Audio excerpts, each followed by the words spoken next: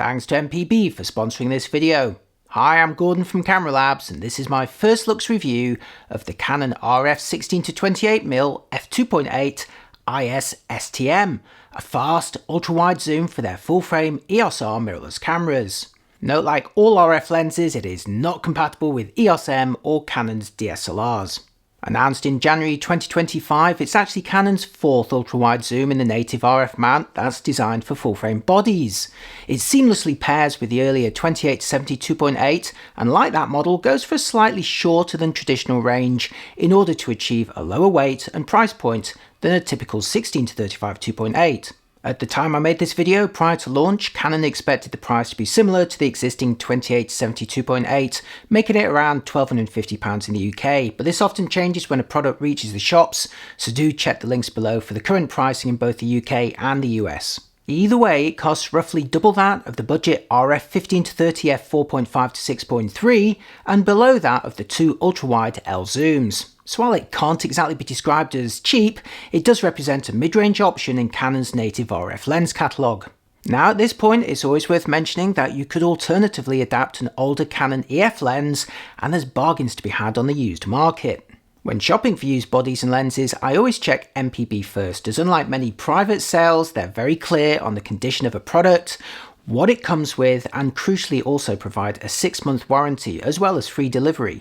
Now, Canon's not short of ultra-wide zooms in the EF mount, but two classics in the prestigious L series spring to mind. First, the EF 16-35 2.8 L USM, available in 3 versions with the latest and greatest Mark III, going for around £900 in like new condition from MPB. Or maybe the older Mark II version from around £450. Or if you're happy to trade a stop and aperture for a lower price and the inclusion of image stabilisation, how about the EF 16-35 f4L IS USM, available from around £400 in excellent condition from MPB. Now, I'm quoting prices in pounds as I'm in the UK, but MPB also operates across Europe and the US. I've been buying and selling used camera gear with MPB for many years, long before they supported my channel here, and I've always appreciated their clear and honest listings, as well as the reassurance of that warranty. So when you're shopping for used gear, or maybe selling something that you don't need anymore, do check them out at mpb.com or using the links in the description.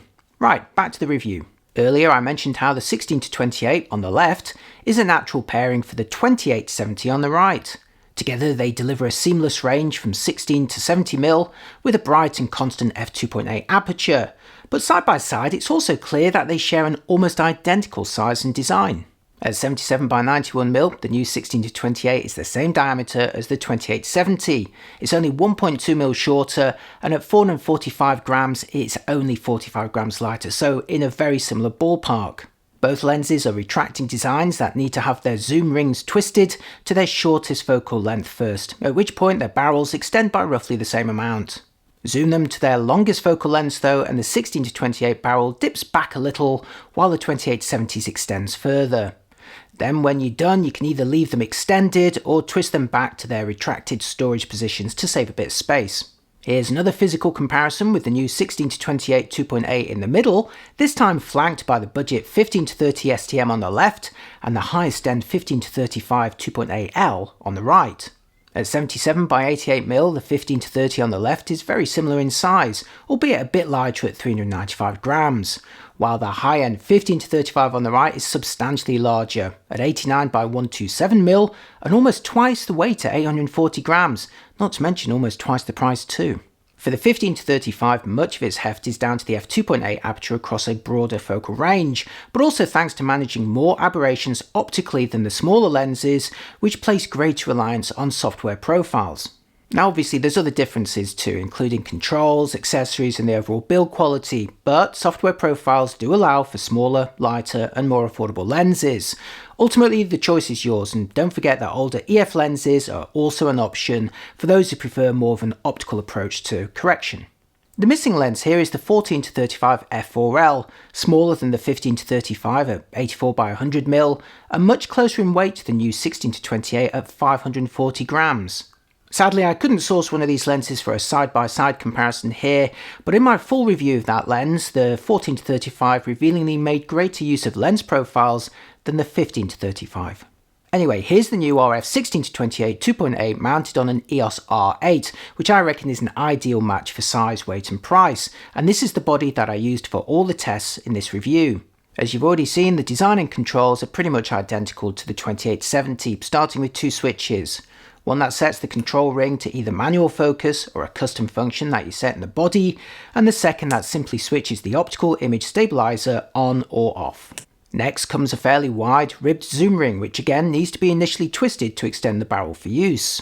Then the throw between 16 and 28mm focal lengths is about 45 degrees. And finally at the end is a smooth, free spinning RF control ring. Again, this can be set for manual focus or custom adjustments, although I'm not a fan of using a smooth control ring for the latter. RF control rings work much better for settings when they're the clicked versions as found on L lenses that have got a separate manual focusing ring. Meanwhile, like the RF 2870, there's a 67mm filter thread and a bayonet for mounting an optional lens hood accessory. Yep, as a non-L lens, you need to buy your own hood. It's always been like that with Canon, but I call them out on it every time as I still think it's mean. On the plus side though, like the 2870 before it, the 16-28 is weather sealed throughout, including a rubber grommet at the mount. This is a classy feature that many mid-range lenses are lacking. Okay, now for my tests, which were made using an early sample of the lens mounted on an EOS R8 body. Like most new mirrorless lenses, the RF 16-28 uses a software profile to correct geometric distortion, and it's not designed to be used without it. This is applied automatically to all JPEGs out of camera, and in the lens aberration menu you can see that it's greyed out. You'll also see peripheral illumination correction enabled here, which compensates for darkening in the corners due to vignetting. Like all vignetting correction, this is going to increase noise in the extreme corners, but it's an optional setting if you prefer to ignore it or perhaps correct it differently later. Now, since the lens is only designed to be used with the geometric profile applied, that is how I'm going to test it here. If you shoot in RAW though, you can turn it off to see the distortion before correction, and as you'd expect for the physical size, spec and price is quite a substantial difference. Note the design is still delivering a 16-28 range after this compensation has been applied though. Now I know that some people do prefer a pure optical approach, and it's certainly true that digital manipulation and correction can introduce its own artifacts, but I'd argue that the end result is what counts, so I'm going to be reviewing these lenses as they're designed to be used. Ultimately, if you prefer more of an optical solution to aberrations, just go for one of the heftier and pricier L models or adapt an older EF design. But even then, do be aware that some of Canon's best optics still employ profiles to perfect the image, albeit to a lesser degree, including the 15-35 2.8L. So let's start with the range, which takes you from here at 16mm to here at 28mm. Now this may miss out on the longer 35 reach of traditional ultra-wide zooms, but if you pair it with a general purpose lens that starts at 24 or 28mm, there's not going to be any gaps. Now for comparison in coverage, here's the 16-28 at 16mm, and now for the 15-30 STM at 15mm, whereas you'd expect it's capturing a slightly wider field of view. And finally for the 15-35 2.8L, again at 15mm, but this time actually a tad wider still. All were taken from a tripod in exactly the same position and all with their profiles enabled. And at the long end of the range, here's the 16-28 at 28mm, followed by the 15-30 STM at 30mm, where the view is a bit tighter, and finally the 15-35 2.8L at 35mm, where the difference is more noticeable as you'd expect. So again, as expected, the 15-35L has the greatest range at both ends, but in practice the 16-28 and the 15-30 STM are actually pretty close. Now for focusing with the lens at 16-2.8 on the EOS R8 body, using a single AF area in the middle, where you can see the racking is smooth and fairly average in speed. And now at 28mm 2.8, where again the STM focusing is nice and smooth and the speed roughly similar. I'd say the 15-35L is quicker at focusing for still photos, but I didn't feel held back when shooting with the 16-28. And now for a video version filmed with the R8 at 28mm 2.8, where the focus pull is nice and smooth. How about portraits and presentations though? Here's the 16-28 at 60mm 2.8, allowing you to capture a huge field of view and easy full body compositions at pretty close range. Now if you get close you may enjoy some separation with the background, but obviously do beware of potential distortions. This is 16mm after all. And now at 28mm 2.8 for more of a typical environmental portrait. This time there's less distortion and greater separation from the background. Certainly more than you'd get with a 15-30 STM, and it's ideal for making presentations. Ultra-wide lenses are also popular with vloggers, so now for some handheld tests at 16mm 2.8, starting with all stabilization turned off. And next with lens IS enabled, where most of the wobbles have been eliminated. If you're steadier than I am, this may already be good enough. But now with movie digital stabilization enabled on the R8, working alongside lens IS here, where the view has become a little bit steadier. And finally with movie stabilization set to enhanced, where there's quite a substantial crop in return for greater compensation. I think you can also see a mild drop in detail here as it's having to scale up the image to 4K, but at least the lens was sufficiently wide to start with for this to still be an option for some handheld vloggers. And remember, all of these clips were filmed on a body without sensor IBIS, proving that lens, optical image stabilization, and digital movie stabilization could well be enough for handheld vlogging. And finally, for the focus section of this review, a look at focus breathing starting at 16mm and manually focusing from infinity to the closest distance and back again, where you can see the view broaden as the focusing gets closer. And now at 28mm, where you can see the same effect. As I focus closer, the view broadens due to focus breathing. Now this isn't a big issue for still photography, but it may become distracting for video. But Canon now offers focus breathing compensation on its more recent bodies, so on the left you can see a focus pull at 28mm without the correction, and on the right with the compensation enabled in the menus.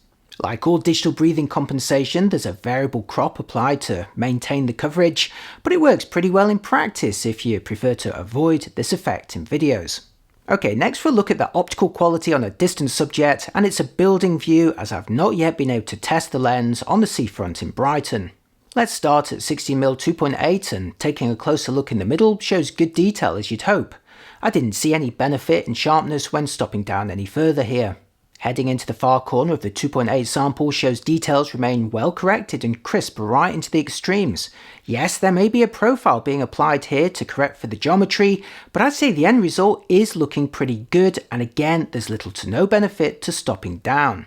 Just briefly, let's compare the far corner quality against the 15-35 2.8L in the middle and the 15-30 STM on the right, each at their widest focal length and maximum apertures.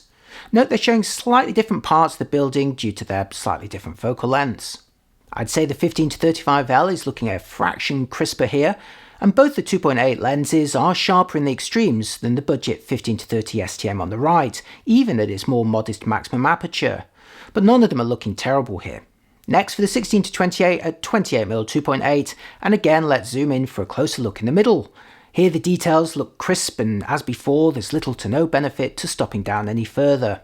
So let's head on into the far corner, where the pixel peepers out there may spot a fractional loss in contrast and ultimate sharpness, but it is pretty subtle, and I'd say this early sample is performing very well here.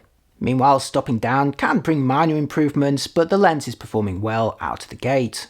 Let's do another side-by-side comparison, again with the caveat that each lens is showing a slightly different part of the building at their maximum focal lengths. Interestingly, in this test the 15-35L in the middle is actually a little less defined than the 16-28 on the left, while the budget 15-30 STM on the right is a little worse still. This was only a brief test with an early sample of the new lens though, so I'm going to leave a more detailed analysis to when I get hold of a final sample for a longer period, and of course I'm able to do my usual tests. Check my cameralabs.com website for updates. So finally, for this first looks review, a quick look at the potential for bokeh, which may be greater than you'd expect, so long as you can exploit the close focusing capabilities. I shot this at 28mm f2.8 from the minimum focusing distance of 20cm, where it's possible to deliver some blurring in the background, even if the lights in this case were only a desk width away. At the minimum focusing distance, and with the lens set to the 28mm focal length, I managed to capture around 120mm across the frame, horizontally, and that in turn allowed for some attractive results. Ultra-wide lenses may not be your natural choice for close-ups, but you can enjoy some drama with them at close range, and it's a fun aspect of using this lens. And that's all the tests that I've got for you so far. My time with the new RF 16-28 2.8 was fairly brief, but it certainly delivered some impressive results, sharp into the corners and capable of greater separation than, say, the budget 15-30 STM, thanks to the brighter and constant aperture, and bonus points for having both weather sealing and optical image stabilization.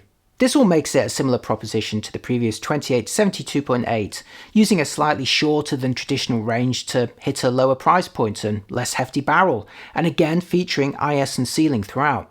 And while I would have been happier had it squeezed in under $1,000 in price, it does at least provide some middle ground between the budget 15-30 STM and the high-end L models, especially the 15-35. Plus there's still a wealth of older EF lenses that you can adapt, including third-party options. Indeed, you could bag a used EF 16-35 2.8L from MPB for roughly 3/4 the price. That said, I do feel Canon has nothing to fear from native third-party alternatives, as the inclusion of full weather sealing and optical image stabilization allow both the RF 16-28 and 28-70 to stand out against Sigma and Tamron's options. So come on, let's open the mount up and give us the choice, please. Ultimately, the Canon 16-28 and 28-70 provide an attractive mid-range pairing covering ultra-wide to short telephoto with a constant f2.8 aperture. I do wonder if there'll be a mid-range telephoto zoom in the series like a 70-150 2.8 in order to complete a more affordable trinity. And that's the end of my first looks review, and as always I'd love to hear what you think. If you found my review so far useful, please do consider giving it a like, my channel a follow, and if you've decided that it's the right lens for you, you can check out my links below for the latest pricing. And finally, thanks to MPB for sponsoring this video. If you've got any used camera gear to buy, sell or trade, do check them out using the link below or at mpb.com. Thanks for watching, and I'll see you next time. Bye bye.